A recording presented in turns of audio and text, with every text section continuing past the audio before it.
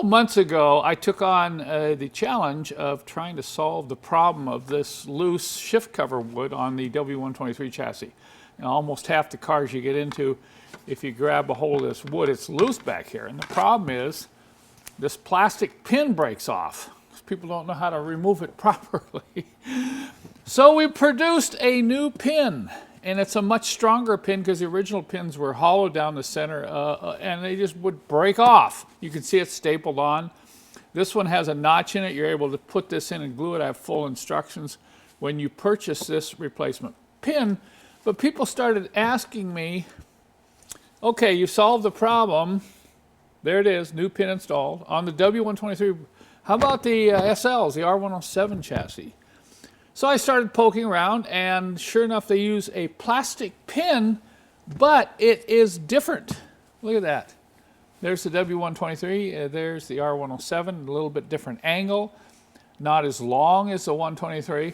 So I pulled an old wood piece off of a 450 SL, and this is what I found. Look at that. Now I have to admit, that's a pretty clever repair. But that's a lot of work. You actually had to weld the aluminum pin onto this plate and then glue this on there. Let me show you how I came up with a little bit better solution when dealing with the R107 shift wood.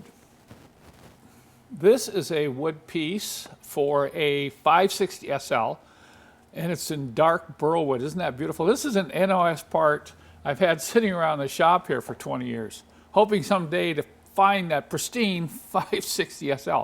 And take a look. You can see that it is attached here with staples. There's no notch in it like on the W123 wood. So you have two problems with the R107. One is these staples just pull out.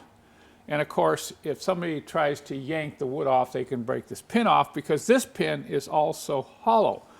So I'm going to show you by comparison what our new pin is like. We beefed it up down at the base, so it's much stronger, and of course, it's not hollow. So this won't break off unless you're trying to pry the wood off your center console. Now, this is attached with some special glue that we recommend. I don't recommend putting staples or screws in because you might end up damaging the finish on the other side, so you have to be real careful whatever you plan to attach this with. I prefer glue. If you're interested in purchasing this pin for your R107, I'll include another video that kind of shows you some little tips on getting this attached. It's not a difficult job. This is a basic beginner DIY job. But it is kind of nice when you don't have to, every time you touch this, it's jumping up and down, it's not fitting tight because the old pin is either missing or has broken off.